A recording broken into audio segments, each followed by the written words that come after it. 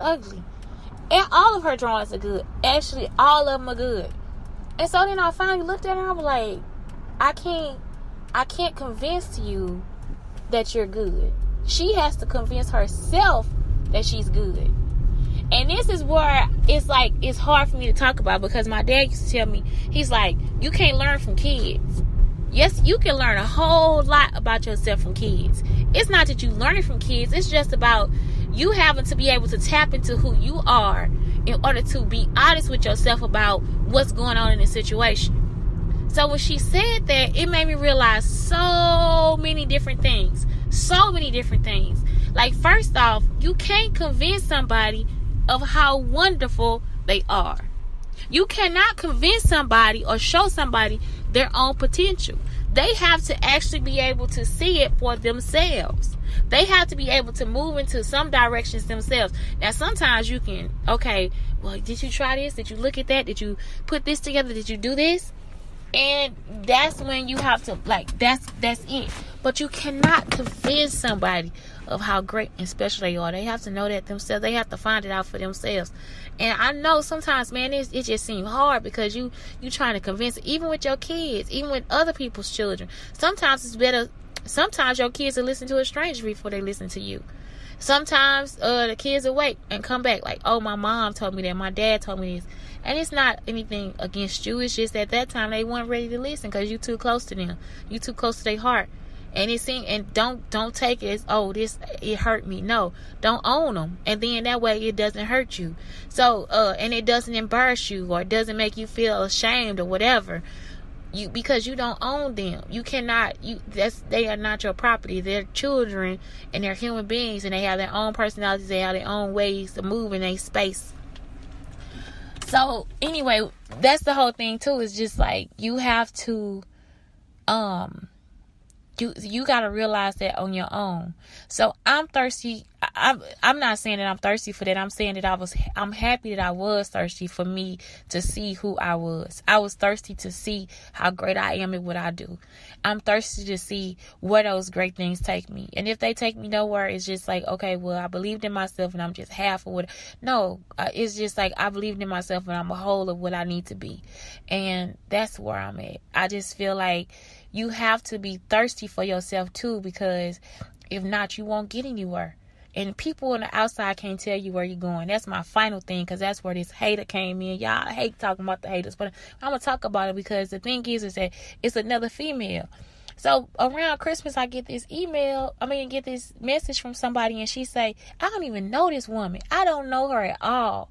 And she says, well, what a great year. And you've done this stuff, and you haven't done anything with your life, and you haven't made any accomplishments or whatever. I'm like, if this bitch don't get out of my fucking... I'm about to fucking cuss her ass out, because this the whole thing. So I had to send a message back to her, because she had a name as pastor somebody or minister somebody, and it's like, I don't give a fuck who you are. You're not gonna put your ass in my fucking inbox and tell me that I haven't accomplished anything. Bitch, you don't know me. And that's the whole thing. It's like, I'm pissed. But then I had to come back, and I was nice about it. I went ahead and sent her the thing, like, hey, that sound haterific. So please don't come in my inbox anymore. And she kept coming back. Get the fuck out of my inbox. You already put me down. You already softly put me down. And now you gonna come back and still say some more bullshit. Get the fuck out of my inbox. Don't sugarcoat shit. You already put what you was gonna put in there. And it's rude. I forgive you. Now get the fuck out of my inbox and stay the fuck out of my inbox. I had to block her. So then when I finally find out, it's somebody that knows somebody that's...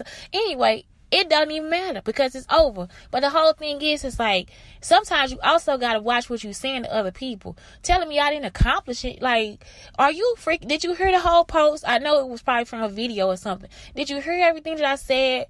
What is it that made you think that you could say that to me? What is it that made you think that you can come at me that way? It wasn't anything important.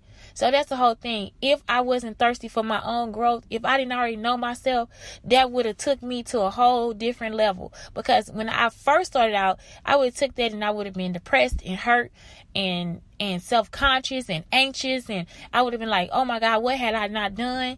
But I knew I was working on myself. I knew I was focused on me.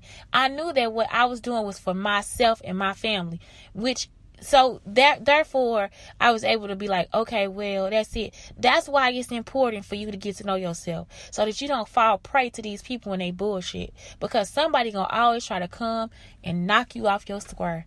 Bitch, if you don't hold on to like you got with all your fucking might, and I don't mean to call nobody, I think, because I'm just in the cursing mode, but if you don't hold on with all your damn might, hold on keep your balance no matter what, because people will try to knock you off your square, whether they know they knock you off or not, because they don't know. Forgive them, Father, because they know not what they do. They never know what they do.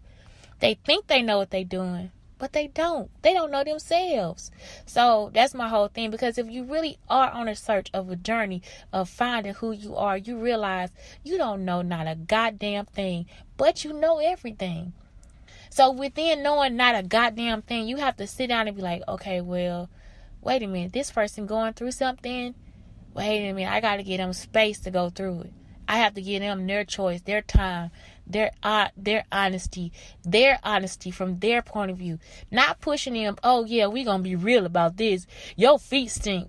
But maybe they didn't have soap that day. They know their feet stink. Maybe they know that you musty. Well, maybe they on the journey of just figuring out what kind of deodorant they want to use. You ain't matching today. Well, maybe they just on that journey of finding a new style. Your socks and your belt. What somebody told, your shoes and your belt. That's small shit. You see, like, it's almost like, because you don't know yourself, you looking at this person and you deciding on what they should be wearing, where they should be, but you still not focusing on you. Well, your finances not together, and you and this ain't, and that ain't together, and you ain't got this and you ain't got that. But what about you? If you got all those things, how did you get there? What other systems are in place for you to teach this person, okay, how do you get there? Because that's the one thing too. People make comments and they don't want to offer help.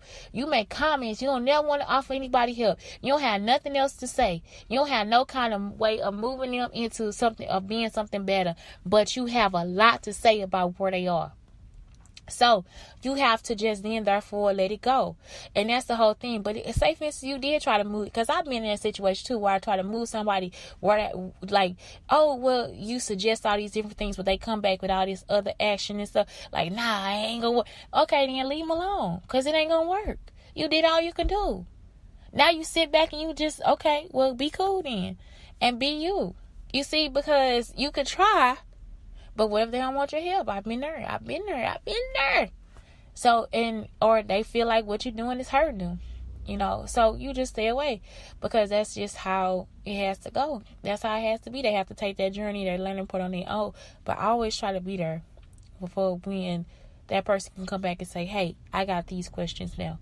Because again, you have to allow that time, that space, that energy, that growth, just like somebody allowed you your time, your space, your energy, your growth.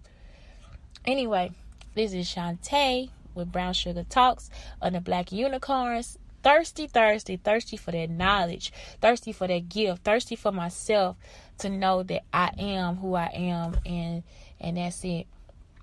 Yep, I just had somebody try to knock me off my square. Just had it, and I was still kind. I am gonna be nice, because I don't have. For what? I can't even get mad at people no more. I just be like, I can't even do this. I know you trying to get up in my space. I know you trying to get up in my head. I know you're trying to get up on all this stuff, because I don't know. I have no clue. I can't tell you what they are, but me, I'm cool with it. Give me your advice. Give me your hate, whatever. But I gotta keep moving on with my life. I can't sit here and go back and forth with you about what you doing and how you thinking and what you feeling and what you think I'm doing and how it is that I'm doing it and what I shouldn't be doing and what I could be doing and this, that, and the other. I have made changes. I have found myself growing, and I like what I see. Actually, I love what I see. Anyway, again, it's Brown Sugar Talks, Thirsty Thursday, on the Black Unicorns. Have a great day.